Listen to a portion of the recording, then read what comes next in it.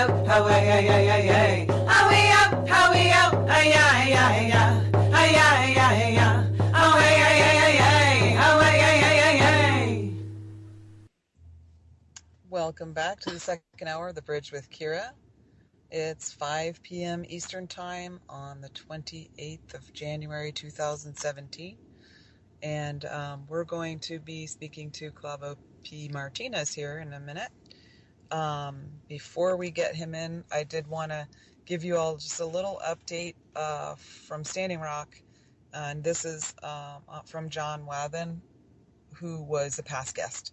And he said there's been an agreement between Oceti Shikomi leaders and North Dakota governor to stand down and to de-escalate hostilities. Law enforcement agreed to remove all the razor wire and some of the concrete barriers from Highway 1806 back water bridge. Volunteers can stay and help clean up abandoned campsites, and they will have equipment to help out with that.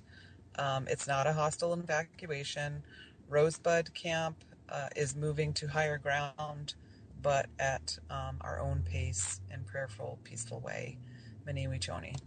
So just so you know, that's the update from Standing Rock. There's been a lot of rumors and things like that of raids and what have you, but it seems to be pretty peaceful at this time. So no worries there. Okay, so we're going to hear from some more water protectors. We're going to travel south to Texas and talk to Clavo.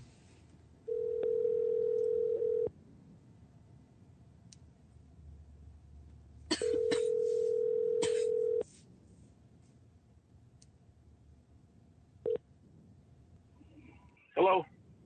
Hi, Clavo. It's Kira. Welcome to the bridge. Hi, Kira. How are you doing? I'm good. So we're on the air. We had a great conversation with Carlos in the first hour from the International Indigenous Youth Council. And yes. In the past shows, we've really been encouraging people since Standing Rock is coming to a close to go down south and join up with the camps down there. So I'm really interested in hearing about what you guys are up to and the group that you're representing here today. Well, today there's several groups that we represent. So my wife and I are members of the El Chuco Autonomous Brown Berets, and we call ourselves Causa Unidos, which means we're united with every cause that affects our community in any kind of way, whether it be water, whether it be abuse to the elderly, or even animal and animal rights activists. So we're a wide range of activists in the community. And we belong to Frontera Water Protectors, which was established here maybe 6 months ago between a handful of people in the community that were concerned about the Comanche Trail pipeline, as well as the things that are happening in Big Bend, Texas, at Two Rivers, where they have a camp at Two Rivers, and they have Camp Toyaville now, that are established camps in the West Texas region. Mm-hmm. And a few people belong to the Frontera Water Protectors actually set up at the site of the Comanche Trail pipeline. It's a private farm, which is very close to the pipeline area where they're about to finish construction. And so we're out there, we're making our presence known, and we had a protector lock herself to a piece of equipment there on January 12th, and with great success. So we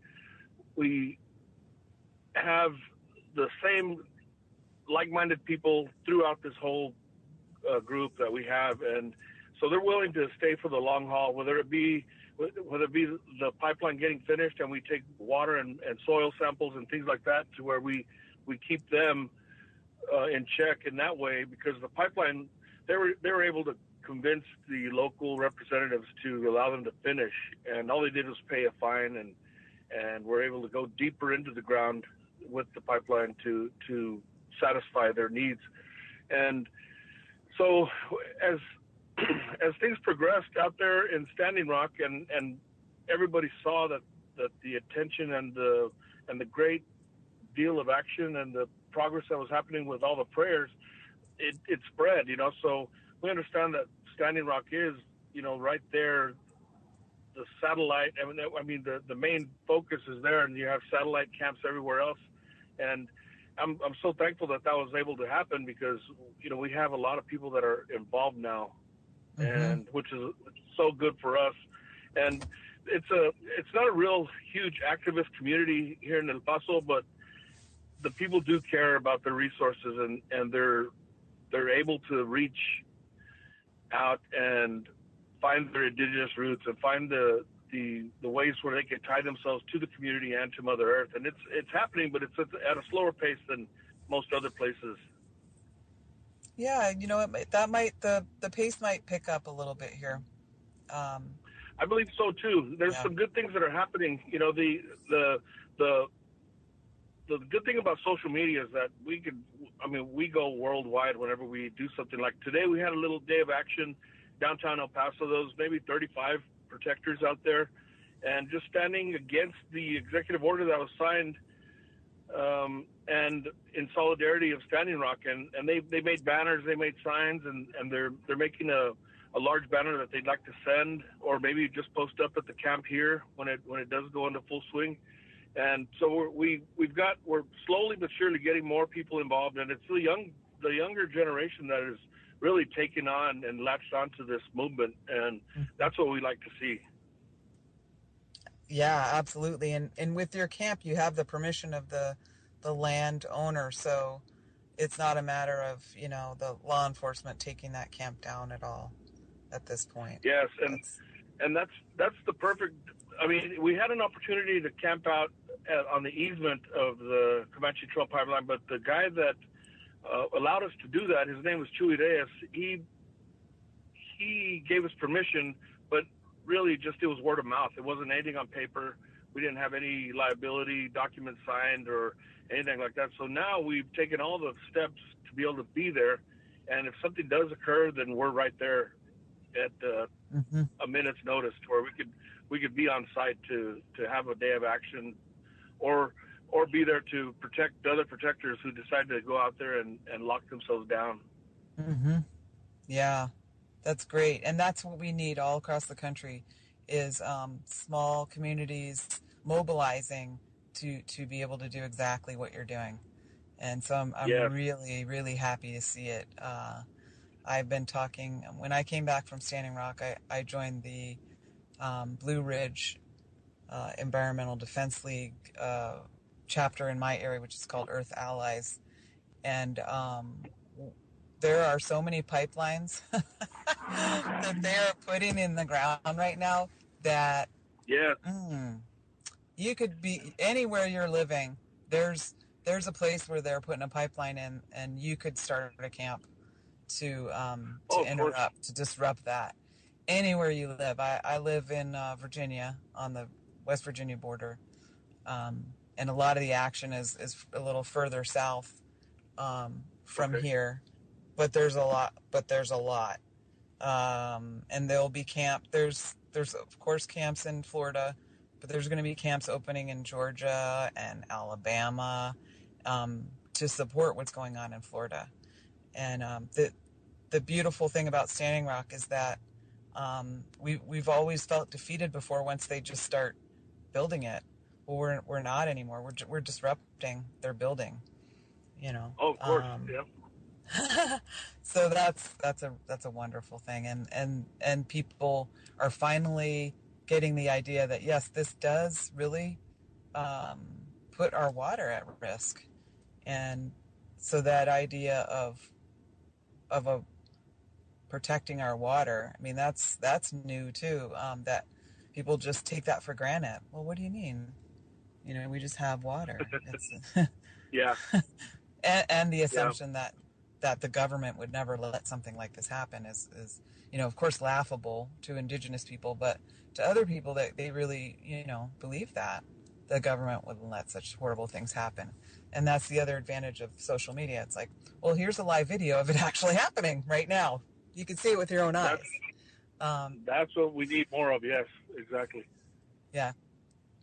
And as far as police brutality is concerned, a lot of people weren't believing the stories that were coming out of Indian country about the level of police brutality.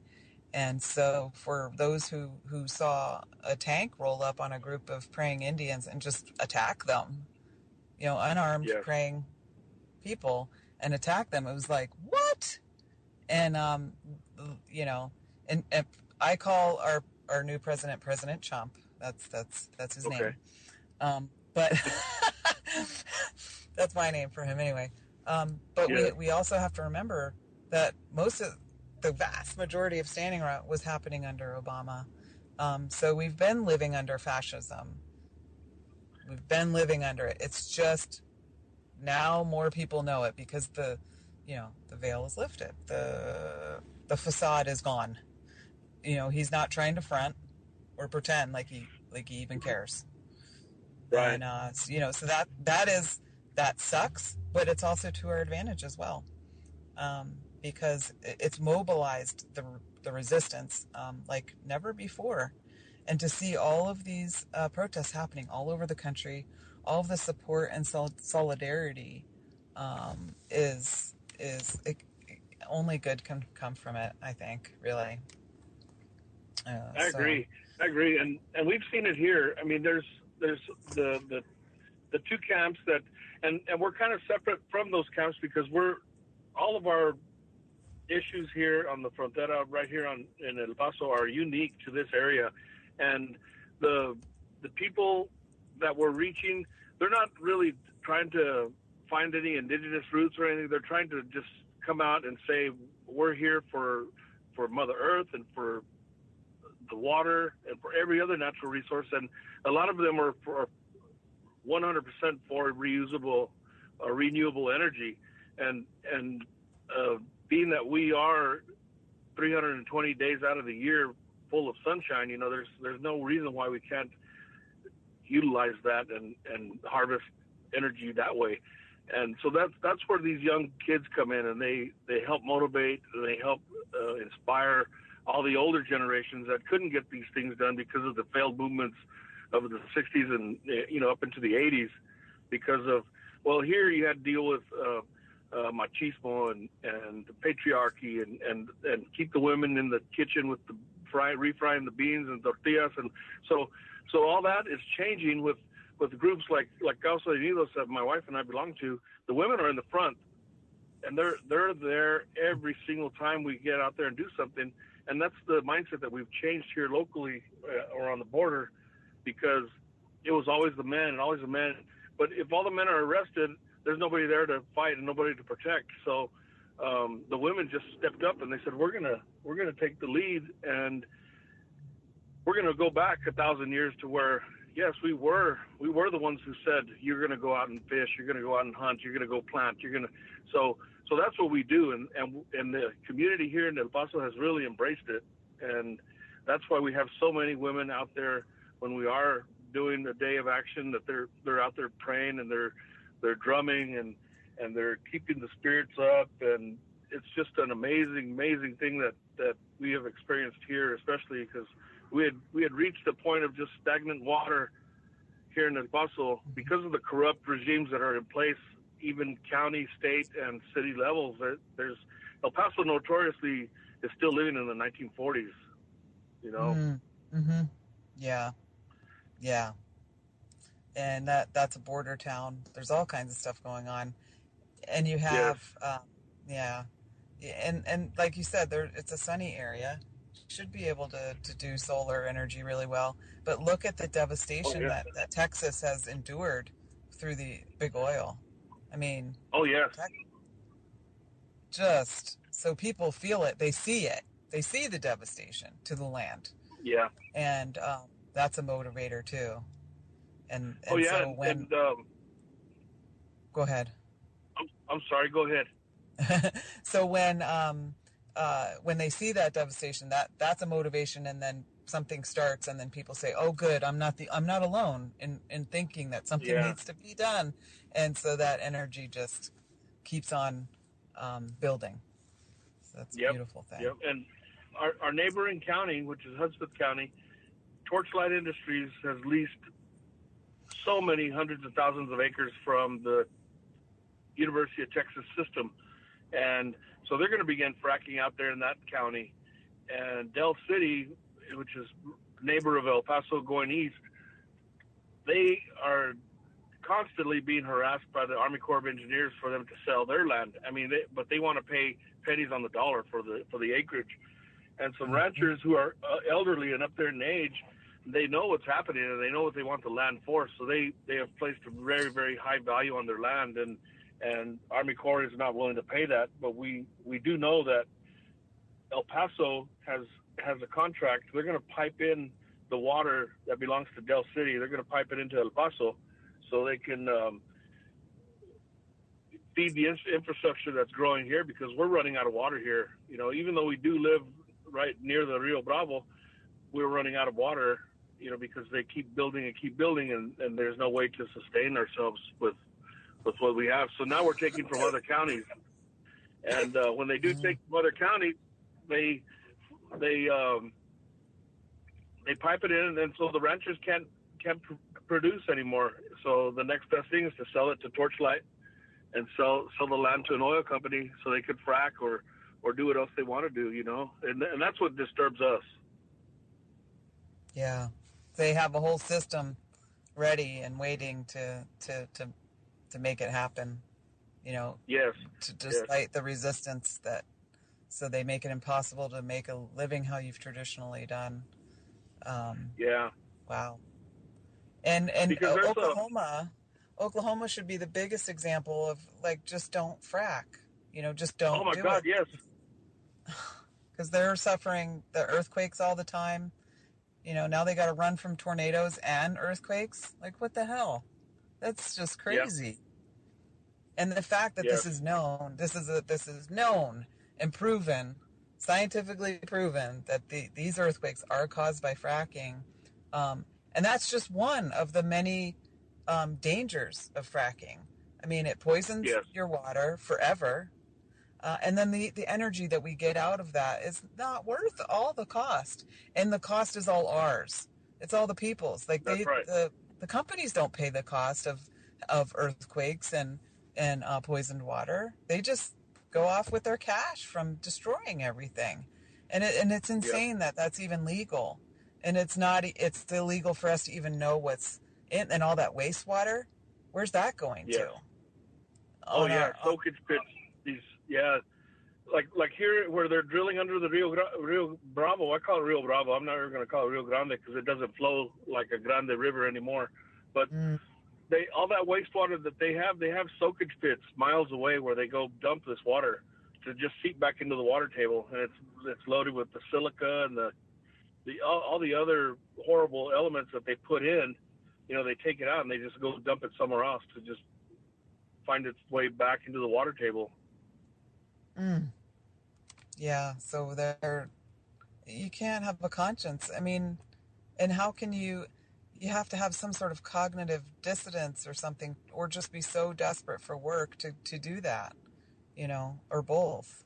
Yeah. You're really desperate for work, when that desperation feeds your cognitive dissonance so that you don't admit to yourself that you're part of the machine that's destroying all life, you know. Yeah. Wow. And it's easy for people to ignore it because they live under the illusion that they've made it. You know, they've got 2 cars, they've got a dog, they've got, you know, good jobs or 2 jobs, and they go home and they rest easy at night, not worrying about anything. But that's the thing, is that we have a population of people that live under that illusion, and until they see it or until they're affected by something, they don't open their eyes. Mm-hmm. Until it affects you personally. That's right. Yeah. Yeah. And the strongest leaders really are those who have been personally affected, right? Exactly. Whose water is poisoned.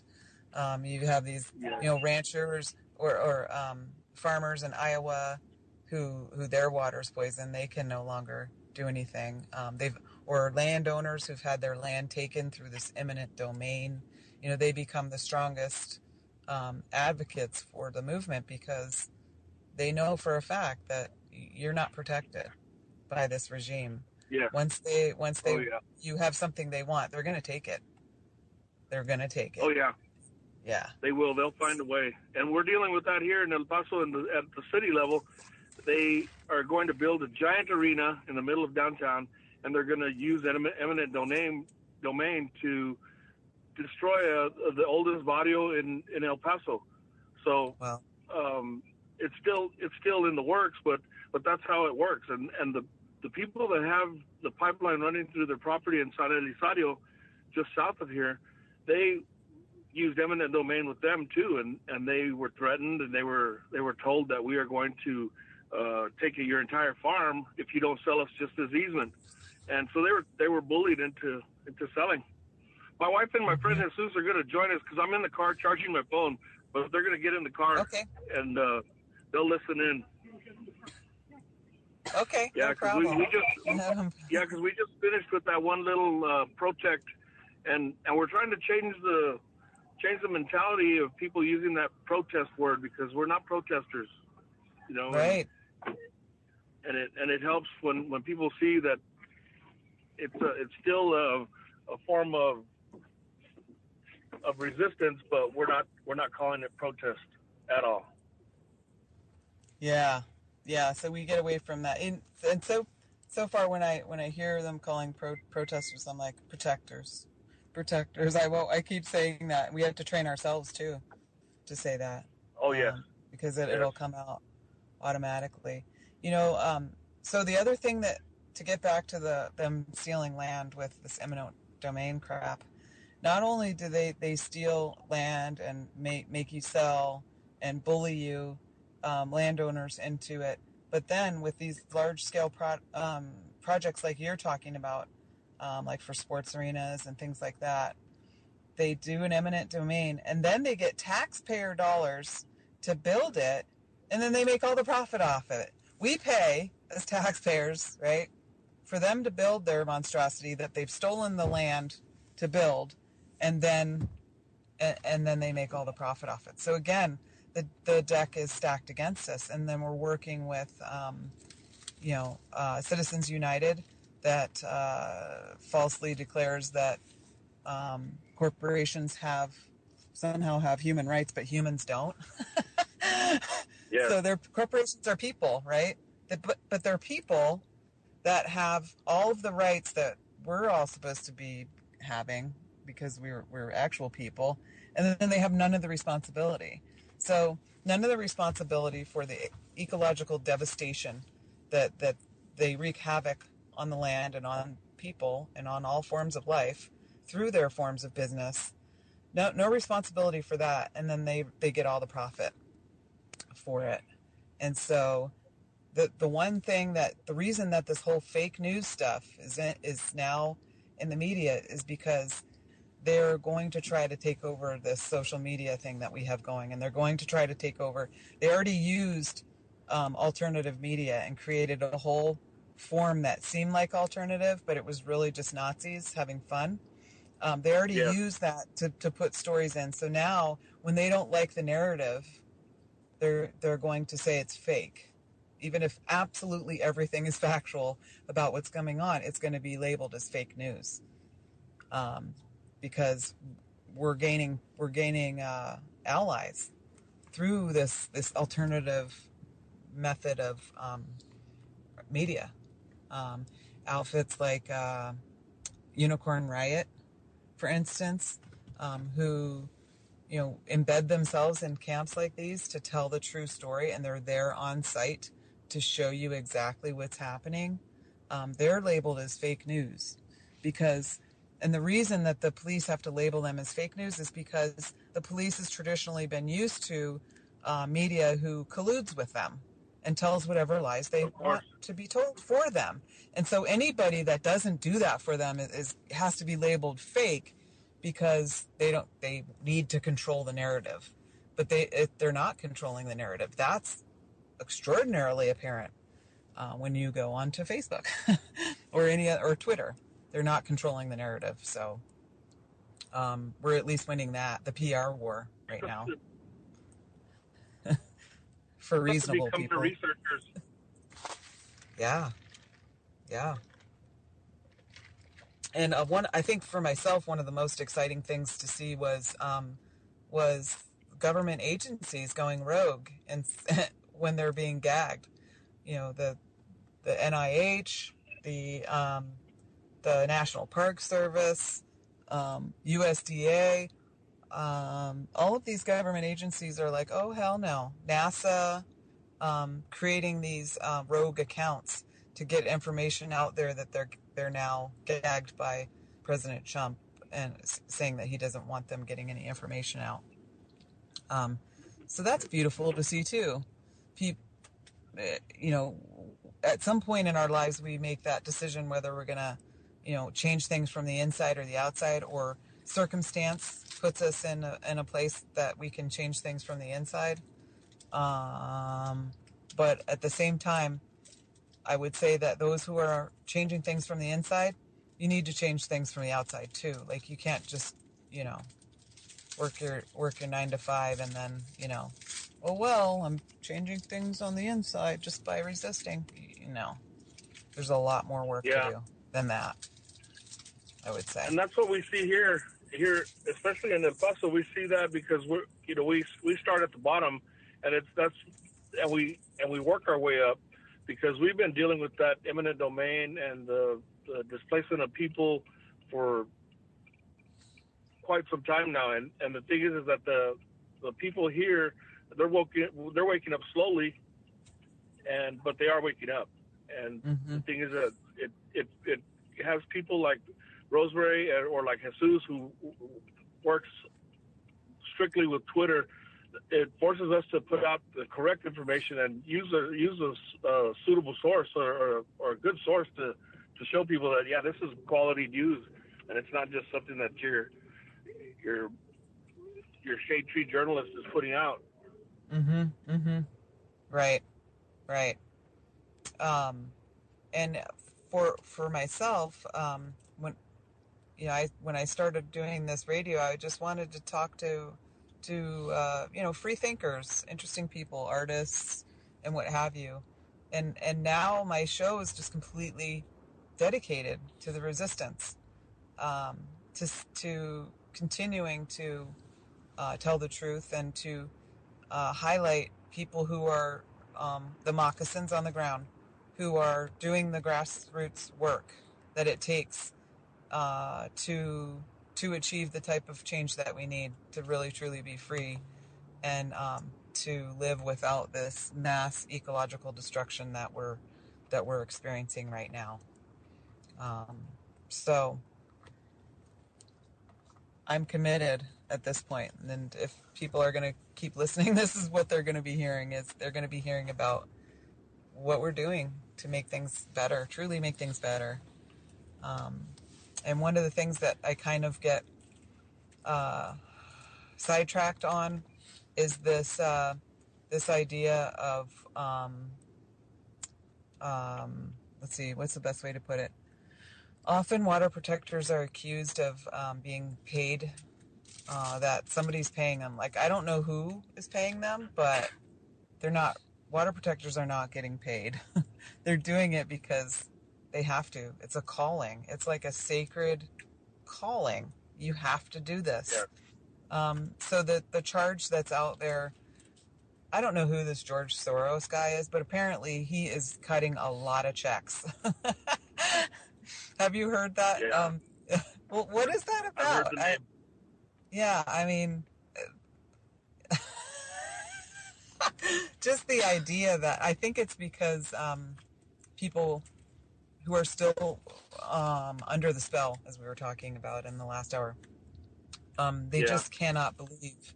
They just cannot believe that people would actually, take the kind of risks and give up the comforts of home in order to stop this machine that's steamrolling over. Like, they just can't believe that there's not an ulterior motive for doing it. Like, what's the catch? So there's so much cynicism about the world that there's a large portion of the population that can't fathom of the love that have for your environment and your community and your family that would motivate one to give up those comforts and to stand in front of a line of militarized police and say no. But it's real. I've seen it myself, and these people aren't getting paid. The same thing can be said for the people that run across the Americas for the peace and dignity journeys. They say, why would those people choose to do that?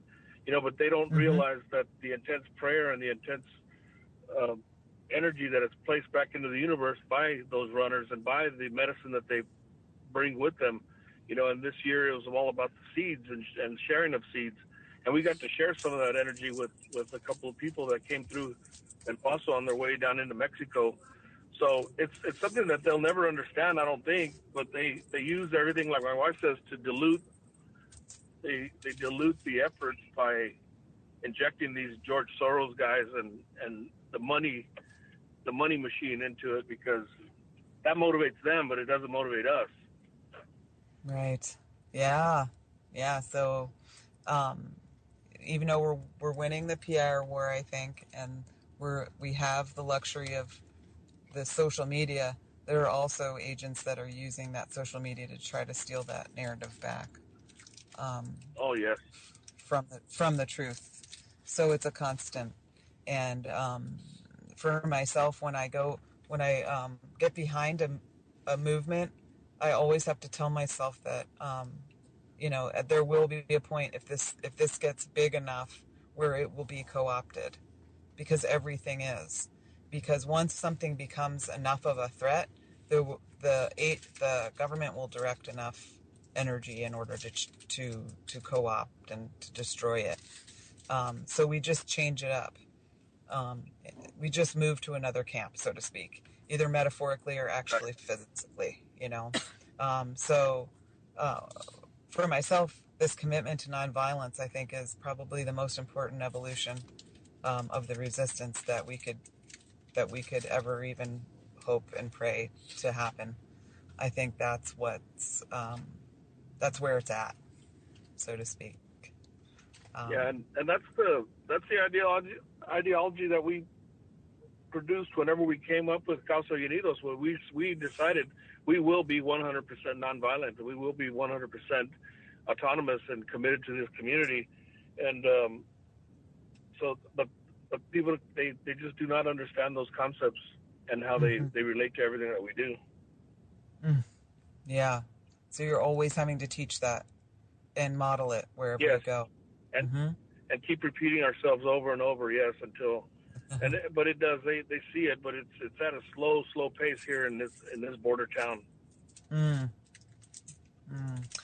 But you're not dealing with tribal entities, so there's not a tribal government involved in this particular area where you're at.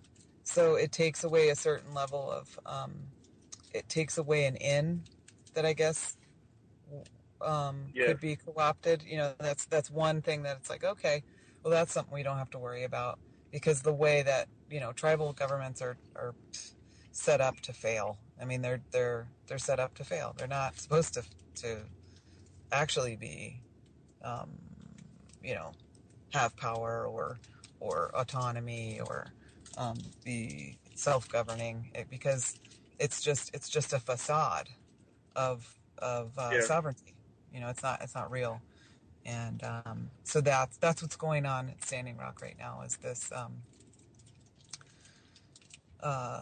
it's an alphabet soup of bullshit, and there's all of these different entities vying to control the narrative and to placate the psychopaths in charge and the corporations. So at least that's removed from your community, is that level of alphabet soup hell. And I kind of wish that was I guess the you case, have the border, though.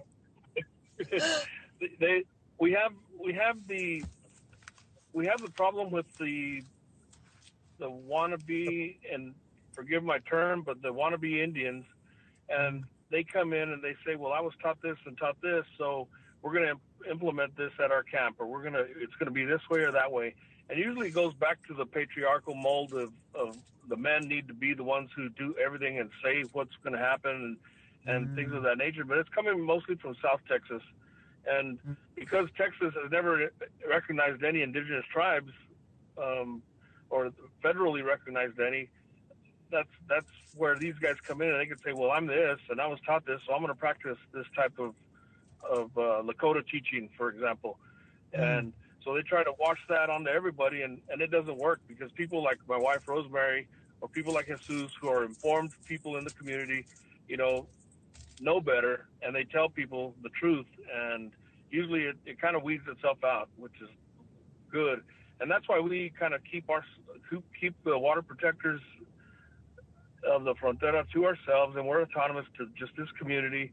And the camp that we set up will be an indigenous camp, but it's a mixture of every group that is on the Frontera. You could have a Yaqui, you could have Ramri, the Tepehuan, you have Apaches, the Piro Mansos. So there's a lot of indigenous groups, but not one group that says, here's the way it's going to happen, and which is kind of nice. Yeah, and and you also have the border though, so that would be some BS. Another level of BS that you'd have to deal with is that false border. Oh, of course. Which is very real, but yet, for thousands of years, yes, peoples went back and forth across that border. So it's not, to indigenous people, that's just a false border there where you're at. Yeah, and there's a handful, there's more than a handful of people that recognize that the border does not exist to us. And we try to move as freely as we can across, but we still have to deal with the border agents and the DHS or Homeland Security. And so we do what we have to do to get back into the country, but, we don't recognize the difference between peoples. Right, exactly. Yeah. And I was going to say, if they're telling you that the men are in charge, then you know that they're full of crap. If they're telling you it's all this like, oh, okay, yeah, that's whatever. Yeah. And, yeah. Because we've had some, there's some movements here that call themselves the American Indian movement, but there's no solid chapter really set in Texas at all. It's just groups that form themselves and say, well, here's what we are and here's what we do. Now you need to do what we say. And those are the kind of groups that we're told to leave, politely to leave Standing Rock, and along with other organizations, people that went in there and tried to instill their beliefs. And but they got weeded out really quickly. You figure out who those people are. My wife can speak on that too. She's very knowledgeable about the infiltration of people into groups. Oh, did she want to talk? Do you want to put her on? She's right here, Rosemary Martinez. Yeah, she's the founder of Casa Unidos. Hi, how are you doing? Hi, Rosemary. Welcome to the bridge. Your husband is speaking highly of you and your knowledge, and so I thought, hey, well, she's sitting right there. Let's get her on. We were just talking about infiltration and groups coming in that want to impose their ways upon us, and we were saying, if they're saying it's not the women that are leading, that they're probably full of crap. So right. Yeah, I agree with that statement. I actually got to witness some of the things that were unfolding, and as an observer, when you go into anybody's house, which I felt traveling to Standing Rock, I am going into somebody else's house as a visitor and an observer. And you don't try to change anything. You just try to be mindful of the traditions and the customs and take direction from there. You don't go with your own agenda. So it was mainly to deliver some letters from the children here on the border that are used to being having their water rationed, because a lot of the letters actually came from kids and children that live across the border, and they would have water outages out there. So these children wrote letters in solidarity with the people in North Dakota and South Dakota and the people that are fighting these pipelines, because they know what it is like to be without water. And it was also to educate them about something else going on outside of this area, because we get so caught up in our lives that we don't see what else is happening around the world, or that other children and other people and families are affected by this. So I gave them an opportunity to see what's going on, and the teachers an opportunity to teach without preaching. Then it also gave us an opportunity to take the flags from the farm workers. The farm workers here in this region donated their flag to show that they were in solidarity as well.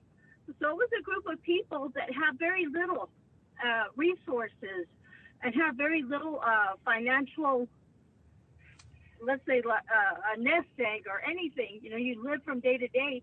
And they were the ones that stepped up and had the most generosity. And to carry that message, to me, it was a privilege and it was an honor, because I got to learn as well. Wow. And you know what? Worldwide, water is the issue. Worldwide, people are standing up to protect their water rights. This is what the elite is trying to take away from people all over the world. You know, so that is, and once we take a step back and look at it, we can see that all people around the world are fighting for their water right now. And that's a level of solidarity that's pretty powerful, since all of the water of the world is connected. And of course it is life, and we need it. So. Right. Yeah. Right. And at the same time, it gave me time to observe and see what other organizations would go in there with an ulterior motive. You know, here on the border, we get to see it politically. So we already know that, let's say, a day with hugs, not walls, where families get to meet each other at the river and hug each other, of course, with guarded security, federal police and border patrol on this side, and they get to briefly hug family members. Well, that's just for political popularity points, because we should have evolved way beyond brief hugs at this border already, because our blood is connected and the wall does not define us. It just doesn't define us. We cross back and forth as we can. But that's our family. That's where our bloodline came from. That's where our indigenous blood is. There's no way to sever that. There's no wall that can sever that. At the same time, you can see the opportunistic people and organizations that come up from this, because there's a opportunity to make money and cash in on it. So you see these other organizations like, let's say, Society of Natives, which is very vague, because who are they? What is their goal? What is their mission? What is their foundation? And if you research far enough, you'll find out that they had another nonprofit organization, and once they were done with that one, they moved on to renaming another nonprofit. And that's just the way that, you know, you have to be on the lookout for these kind of infiltrations that diminish the power of the movement and dilute it and sour it to people, because it doesn't seem like it's honest anymore. Right. So that's something you have to always look out for. And there's a really recognizable MO. So once you've seen it before, you can recognize it. And like you said, you've seen it in the political realm, but then you got to see it in a whole nother setting, in a whole nother way, but it's still the same MO. So once you know it, you can pick up on it, on how it goes. There's no meat to it. There's no substance. There's nothing to hold on to. It's just surface. Like you said, who are these people? What do they stand for? What are their goals? And so you ask the right questions, and you'll be able to tell who these people are very quickly. Because usually those questions are usually greeted with with a retaliation, with an angry response, with them accusing you of being divisive. So that's one of the biggest things. Once you've been accused of being divisive, then you know that you hit a nerve. Mm-hmm. And now we can't do anything about that, but what we can do is we can teach our younger ones how to recognize these things, not by telling them about it, but allowing them to witness it themselves. And Right. then going back into briefing and asking them, what did you see? What called your attention?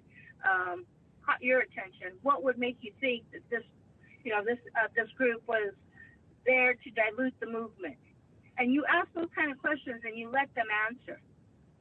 And I think that's been one of the things that we've been able to start doing here as far as the education part with the younger ones. Wow, that's really beautiful. I'm happy to hear that. And the whole thing about, I saw that at Standing Rock too, with people coming in and wanting to run things very patriarchal, and telling people when they can, wanting to sort of control people and say when you're supposed to sleep and when you're supposed to eat and all that kind of stuff. It's like, no, that really isn't an indigenous way, like at all, at all. And just take advantage of non-natives who don't know indigenous ways and are just like there to learn. And so then they don't know, oh, I just thought this was your way. I was trying to respect it. But then, other natives are like, no, that's they just laugh, Right. So yeah, I saw that too. And I saw them be asked to leave as well. Yeah. And then sometimes there's that defiant thing of just, well, we'll go off on this other little tinier camp and we'll do our thing. And that happens too. But the whole thing you were saying about divisive, there's a real difference between being divisive and telling the truth, and trying to protect people. It's not divisive to protect people from a predator, for instance. That's not divisive. I'm not going to unify with somebody who's going to put people that I care about who are on the front lines in more danger. That's not divisive, right? But that is the first thing that you're accused of when you break something down and say, hey, look, this person is not who they say they are. And it's very difficult. It's really, really difficult. You definitely did hit on something that challenges the entire movement. And for myself, it's learning about how predators will groom, how they operate, and like I said before, their MO. And it's the same. And it's unconscious for them, so they can't help it. And you will be able to tell once you learn. So I'm really glad you're doing that. Yeah. And that's what we can give our younger generation, our children and our grandchildren, because this is their battle now. The very least that we can do is guide them through the experience that we've had, but also guide them through what they get to see, and having them ask us the questions, the hard questions that we have to answer honestly. What failed the movement? What happened? We used to be able to trust our politicians, and the truth is, no, we never could trust our politicians, but we were groomed to be complacent because our parents were complacent. They were protecting our safety. My grandmother did not say she was Yaqui. She had to say she was Mexican, or she would be subjected to being shipped out somewhere, or being a slave, or whatever they used to do on the haciendas. My grandparents suffered as a result of that. Well, of course they weren't going to say they're Yaqui or Oame. Right. But we grew up with some of the customs, not through teachings, but through watching what they did. And we learned without words. So we were guided in that way. So now that we're able to speak to our youth and we're able to say, yes, this is who we are, and we're proud of the people that we are. We have to embrace our culture, the knowledge of the language. We have to get connected to that. How do we do it? We introduce it to our children, and not through preaching, but through doing, bringing them up to plant the corn, bringing them up to honor that seed, because when we work for our food and we watch it grow, then we honor it. It's not easy to go to a machine and put money in it and get instant gratification. So we have to reteach that, and we couldn't start with our children because we were surviving, but we can start with our grandchildren. My oldest grandson is 5 years old, and he looks forward to the corn season when we plant the seeds.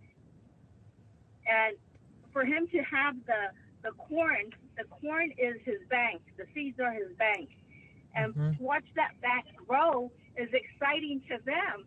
Not a video game, but actually watching the seeds that they got to have a hand in growing.